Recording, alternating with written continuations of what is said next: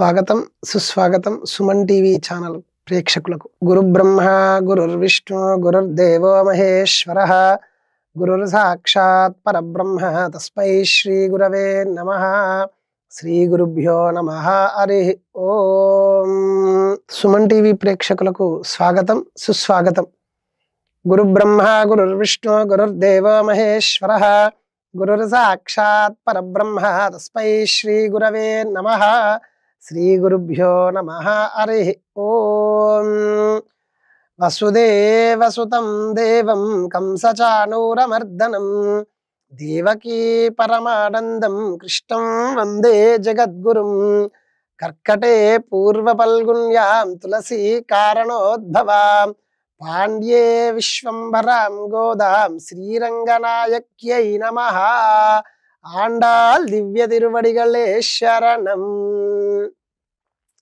ఇది అమ్మవారు మనకు ఈ ధనుర్మాస నవరాత్రి మహోత్సవాల్లాగా సాగిపోయేటువంటి మన ప్రయాణంలో అమ్మవారు చెప్పినటువంటి గొప్ప గొప్ప అనుభవాలన్నిటినీ కూడా క్రోడీకరించుకొని అమ్మవారు చేస్తున్నటువంటి చాలా విశేషమైనటువంటి వ్రతం ఇది.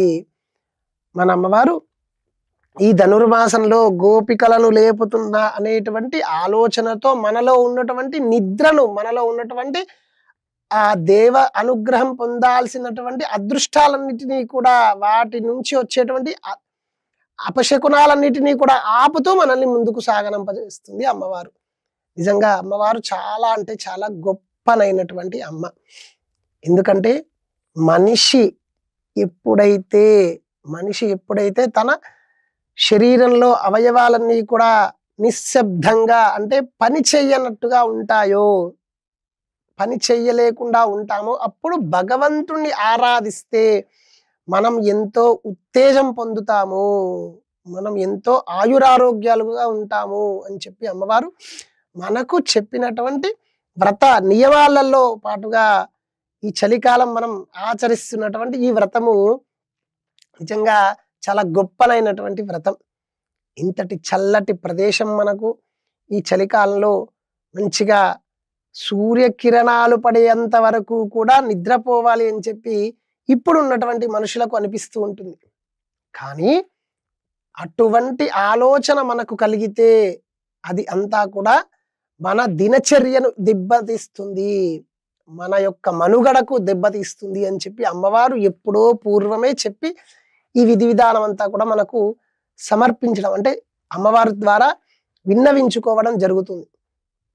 ఇంత గొప్పనైనటువంటి విద్య అమ్మవారు మనకి ఇవ్వడం వలన మనం నిజంగా అదృష్టవంతులము. ఇంత అదృష్టం ఎవరికి, మన కృష్ణుడి భక్తులకందరికీ కూడా చెందుతుంది. ఇంత గొప్పనైనటువంటి అదృష్టం వేరే ఏ భక్తుడికి చెందదు. ఎందుకంటే శ్రీకృష్ణ భక్తులకు మాత్రమే ఇటువంటి అదృష్టం లభిస్తుంది. అమ్మవారు మనలో ఉన్నటువంటి నిద్రనంతటినీ కూడా పోగొట్టి ఆ భగవంతుడు, ఆ జగదేక లోకాలన్నిటినీ కాపాడేటువంటి ఆ విశ్వేశ్వరుడైనటువంటి పరమాత్ముడైనటువంటి ఆ శ్రీకృష్ణ పరమాత్ముని చేరుకునేటువంటి అదృష్టాన్ని మీ అందరికీ కూడా కలగచేస్తాను అని చెప్పి అమ్మవారు మనందరితో ఈ వ్రతాన్ని ఆచరించేటట్టుగా ఈ నియమాలు, ఈ పద్ధతులన్నీ కూడా చెప్తూ ఉంది. మరి ఈరోజు అమ్మవారు 7వ గోపికను లేపుతూ ఉంది. నిన్నటి వరకు లేపినటువంటి గోపికలు అందరూ కూడా చాలా విశేషమైనటువంటి గోపికలు. మరి ఈ రోజు లేపుతున్నటువంటి గోపిక నిజంగా అందరికంటే ఇంకా పెద్దనైనటువంటి గోపిక, గొప్పనైనటువంటి గోపిక. ఎంత గొప్ప గోపిక అంటే శ్రీకృష్ణుడితో ఆటలాడుకునేటువంటి గోపకుడి యొక్క చెల్లెలు ఈమె. గోపకుడి యొక్క చెల్లెలు. శ్రీకృష్ణుడితో అనుబంధం ఎంతో కొంత ఈమెకు ఉండి ఉంటుంది. ఇప్పటి వరకు గోపికలందరూ కూడా దూరం నుంచి చూసేటువంటి వాళ్ళు. కానీ ఇప్పుడు ఈ గోపిక మాత్రం వాళ్ళ అన్నయ్య యొక్క అనుగ్రహంతో శ్రీకృష్ణుడి పక్కన తిరిగేటువంటి అదృష్టం ఉన్నటువంటి గోపిక. మరి ఈమె యొక్క అదృష్టం ఎంత గొప్పదో, ఆమె ఎలా లేపుతుందో, ఆమె ఎలా లేవడానికి ప్రయత్నం చేస్తుందో, మన ఆండాలమ్మవారు ఎలా లేపుతుందో ఈ విధి విధానం అంతా కూడా మనకి పాశురంలో చెప్పడం జరుగుతుంది. ఇప్పుడు మనం పాశురాన్ని అనుసంధానం చేసుకుందాం విశేషంగా. కడైతియల్ కత్తేరుమే కండ్రిక్కిరంగి நினைத்தியல் முல்லை வாஜியே நின்ன பால் ஷோரா நனைத்தியல் ஷேரக்கம் நச்சல் வத்தங்காய் பணத்தியல் வீஷன் வாசல் கடை பைத்தி சினத்தினால் தென்னிலங்கை கோமானை சேத்தா மனத்துக்கினியானவை பாடவன் நீவாய் திருவாய் இனித்தாயந்த ஈதென்ன பேருரக்கம் அனத்தில்லாரும் அருளே లోరింబావాయ్ ఆండాల్ దివ్య తిరువడిగలే శరణం అన్నట్టు అమ్మవారు అంత గొప్పగా లేపుతుంది. అంత గొప్పగా అంటే మనకు మన ప్రాంతంలో విశేషంగా మనం ఆచరిస్తున్నటువంటి ఈ వ్రతం ఈ సమయాలలో అప్పటి వరకు మనం అప్పుడు ఈ వ్రతాన్ని ఆండాలమ్మవారు గోపికలతో విశేషంగా నందనవనంలో గోకులంలో నిర్వహిస్తూ ఉంది అమ్మవారు. కానీ ఇప్పుడు మనం ఇక్కడ ఆచరిస్తున్నాము కాబట్టి మనము కొద్దిగా ఈ సమయానికి ఉపయోగపడేటువంటి విధంగా అమ్మవారు మనల్ని ఎలా లేపుతుందో తెలుసా? మీరందరూ కూడా దైవ భక్తితో దైవ అనుగ్రహంతో దైవుణ్ణి పూజించాలి అనేటువంటి సంకల్పంతో ఉన్నటువంటి వాళ్ళు మీ మనస్సులో అంతా కూడా మీ మెదడులో కానీ మీ మనస్సులో కానీ మీ బాహ్యంలో కానీ మీ అంతరంలో కానీ భగవంతుణ్ణి చూడాలి, భగవంతుడి కోసం ఆరాటపడాలి అనేటువంటి విధానం అంతా కూడా మీ మనస్సులో చేరితే అది బయటికి ఎలా ప్రదర్శించాలో తెలియనిటువంటి పరిస్థితుల్లో మీరు ఉన్నప్పుడు మనము ఏకైక నామం ఒకటే, శ్రీకృష్ణ నామము.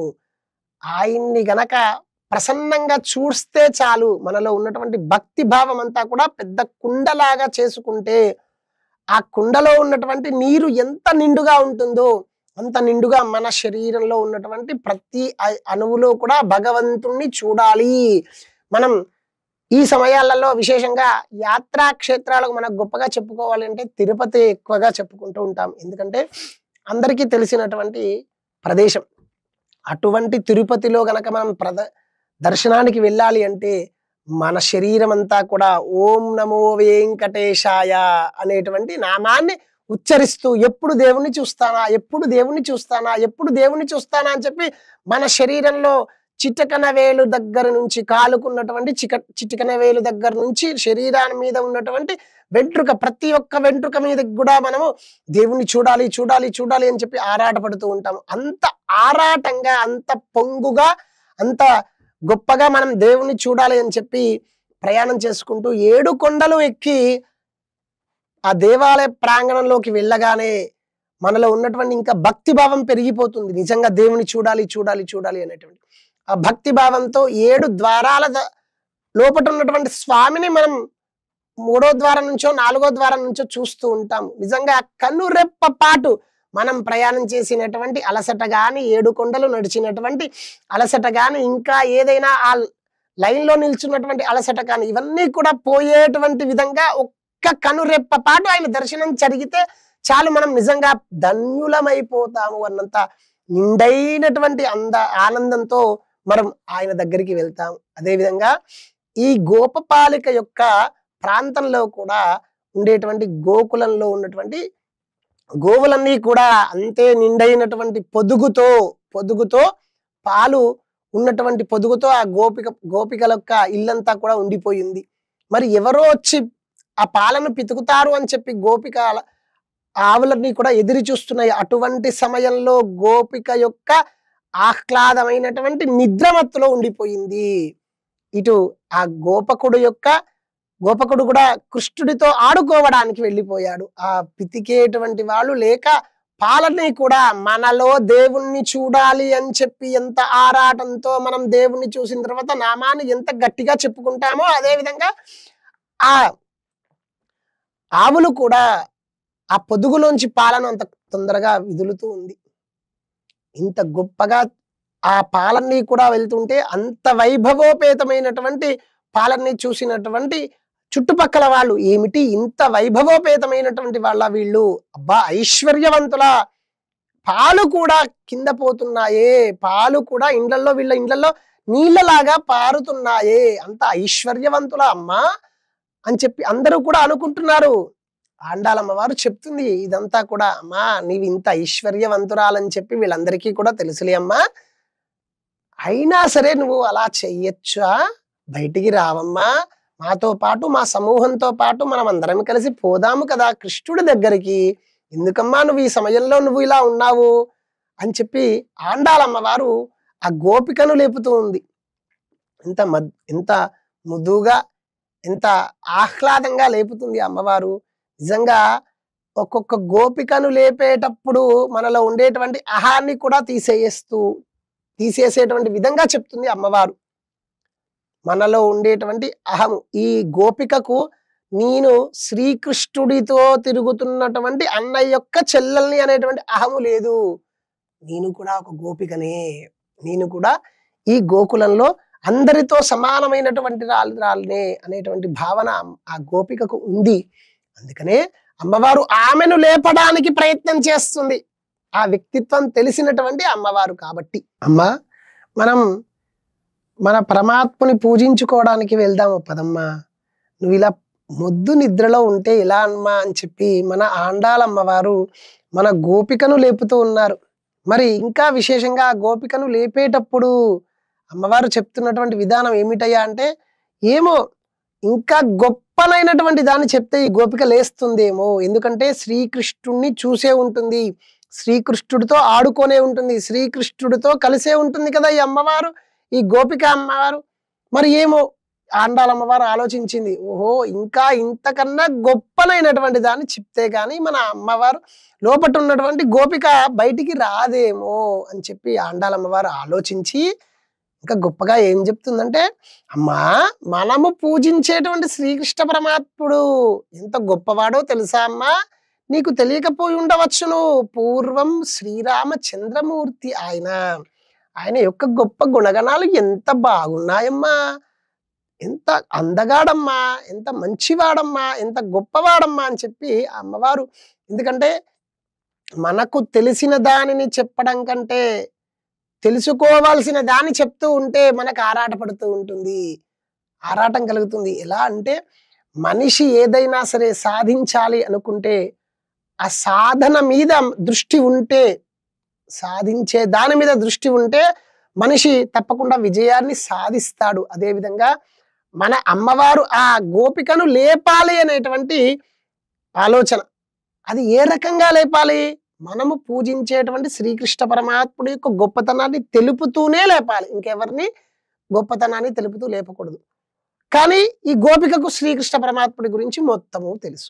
మరి ఎలా లేపాలి? అందుకనే అమ్మవారు రామావతారం గురించి చెప్తుంది విశేషంగా. ఎందుకంటే ఈ రామావతారం గురించి ఆ గోపికకు కొద్దిగా తెలిసి ఉండకపోవచ్చును. ఆ అమ్మవారు ఆండాళమ్మవారు అది గ్రహించి, అమ్మా మనం పూజించేటువంటి శ్రీకృష్ణ పరమాత్ముడు రాముడు అంటే నీకు తెలియకపోయి ఉండవచ్చునమ్మా, అయినా సరే చెప్తున్నాను వినుము. ఎంతో సుందరాంగుడు, ఎంతో ఆజానుబాహుడు, తిరుగులేనటువంటిది ఆయన మాట. రామ శబ్దం చాలా విశేషమైనటువంటిది. తండ్రి మాట జవదాటడు, అన్నతమ్ములను కలుపుకొని పోతాడు, ఏకపత్ని వ్రతుడు, ఏక బాణం, ఆయన ధనుర్ధారి, ఆయన ఎప్పుడూ కూడా ఒకటే నియమము. అటువంటి నియమము కలిగినటువంటి దేవుణ్ణి మన శ్రీకృష్ణ పరమాత్ముడితో పాటుగా మనం ఆరాధిద్దాము పదమ్మా. ఇంతకు సీతను ఎత్తుకెళ్ళినటువంటి రావణాసుని సంహరించి అయోధ్యకు వచ్చి పట్టాభిషక్తుడైనటువంటి రాముడమ్మ ఆయన. ఎంత గొప్పవాడో తెలుసా ఆయన అని చెప్పి అనేక రకాలుగా విశేషాలన్నీ కూడా రాముడి యొక్క విశేషాలు చెబుతూ ఆ లోపట ఉన్నటువంటి గోపికకు కొద్దిగా ఆశ కలిగిస్తూ లేవడానికి శ్రీకృష్ణుడి కంటే కూడా గొప్పనైనటువంటి రాముడి యొక్క గుణగణాలు చెప్తూ లేపుతూ ఉంది మన ఆండాళమ్మవారు. ఇంత విశేషమైనటువంటి గొప్పనైనటువంటి రాముడితో పాటు ఉన్నటువంటి శ్రీకృష్ణ పరమాత్ముని మనం ఆరాధిద్దాము. నీకు తెలిసినటువంటి శ్రీకృష్ణ పరమాత్ముడే, కానీ మనకు ఇప్పుడు ఈ సమూహానికి, ఈ సమయానికి, మార్గశీర్ష వ్రతానికి, స్నానానికి చాలా గొప్పనైనటువంటి వాడు ఆ శ్రీకృష్ణుడు. ఆయన్ని మనం పూజించాలి సమూహంతో, మనమందరం కలిసి. నువ్వు ఒక్కదానివే రాకపోతే ఎలాగమ్మా? నువ్వు కూడా వచ్చి ఈ సమూహంలో పాలు పంచుకుంటేనే మాకు పుణ్య ఫలితము. నీ అంతటి గొప్పనైనటువంటి గోపిక నువ్వు రాకపోతే శ్రీకృష్ణుడు మరి బెంగ పడిపోతాడేమో. రామ్మా వచ్చి మాతో పాటుగా మేము ఆచరించేటువంటి విధి విధానాలతో పాటుగా నువ్వు కూడా మాకు సహాయం చేసి ఆ పూజా కార్యక్రమాన్ని జయప్రదం చేద్దాము. విచ్చేసి అమ్మవారు అనుగ్రహం వల్ల ఇంత గొప్పగా ఆండాళమ్మవారు ఆ గోపికను లేపుతుంది. జై శ్రీరామ్.